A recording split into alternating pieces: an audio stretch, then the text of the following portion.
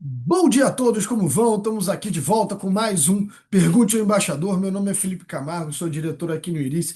Antes de tudo, curte esse vídeo, compartilha com seus amigos, segue a gente aqui no YouTube, segue a gente no Instagram e vai lá no nosso portal ver os nossos conteúdos diários de textos, vídeos e tudo que a gente publica por aqui. Bom dia, embaixador, como vai? Tudo bom? Bom dia, tudo bem? Perfeito. Estou aqui com as três perguntas que eu tenho para o embaixador. A gente recebe perguntas toda semana. Se você quiser mandar, pode mandar perguntas para a gente. Primeira pergunta, embaixador. Depois do rápido encontro de Lula e Trump na ONU, Itamaraty aponta aproximação para um encontro pensando na retomada das boas relações entre Brasília e Washington. Quais as possibilidades dessa aproximação? O que o Itamaraty tem que procurar para chegar nesse momento? E o que esperar de um encontro, de um possível encontro? Olha, esse encontro é muito importante, né, para desbloquear as negociações comerciais. Agora, o Itamaraty, o governo brasileiro, tem que tomar iniciativa para marcar essa conversa telefônica. Né? A conversa telefônica será o começo, né, segundo o governo brasileiro, da conversa para depois marcar uma conversa presencial. Isso é urgente porque as empresas brasileiras já estão começando a sofrer as consequências. Né? Com 50% de tarifa, muitas empresas pararam de exportar, estão desempregando, muitas vão quebrar. Então, é importante o Itamaraty tomar a iniciativa. Se o Itamaraty não tomar a iniciativa, essa conversa não sai. E não saindo a conversa, continuará esse impasse nas negociações comerciais. Minha impressão é que nós estamos vendo um pouco a demora do governo brasileiro de tomar essa iniciativa. Perfeito. Pergunta número 2. Donald Trump anuncia possível acordo para interrupção de guerra entre Israel e Hamas em Gaza. E vemos não só Netanyahu acenando para o acordo, como o Hamas se comprometendo a libertar reféns. Quais os principais pontos desse acordo? Veremos uma interrupção do conflito e uma reconstrução real de Gaza? E em algum momento veremos uma criação de um Estado palestino e o reconhecimento de Israel na região?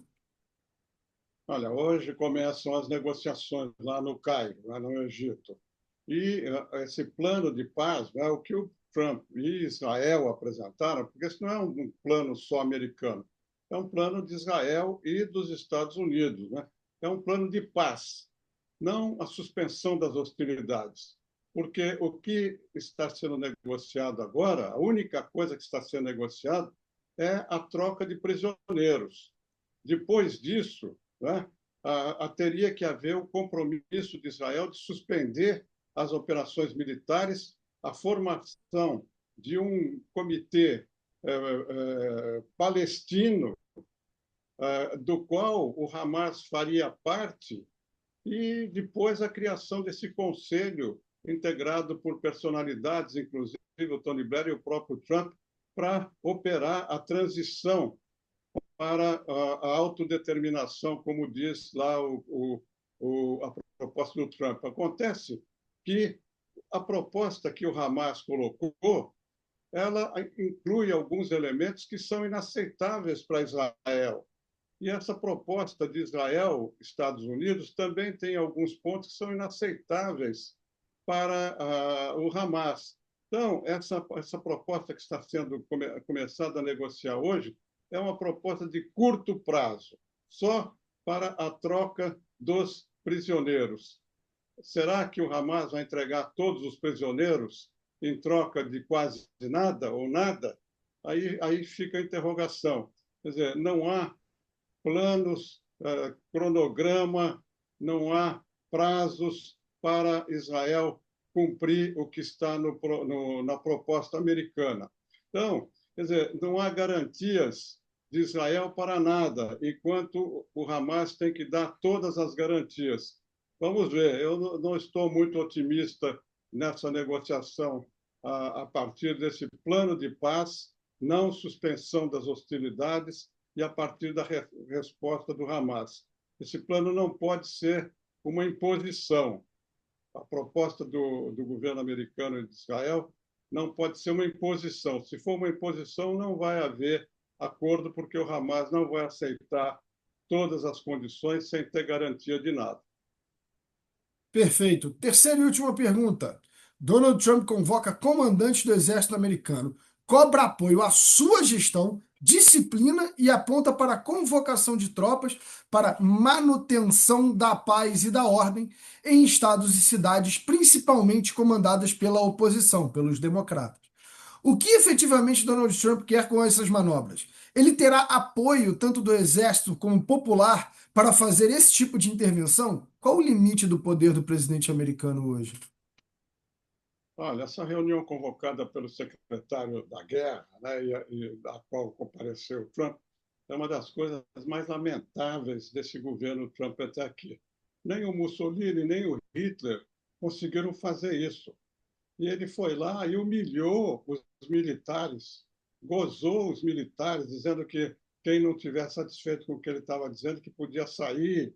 E, enfim, foi uma coisa muito complicada. O silêncio dos militares mostra que eles não estavam satisfeitos com aquilo, sobretudo com a afirmação do Trump que as cidades seriam o campo de treinamento dos militares para a luta contra o inimigo interno.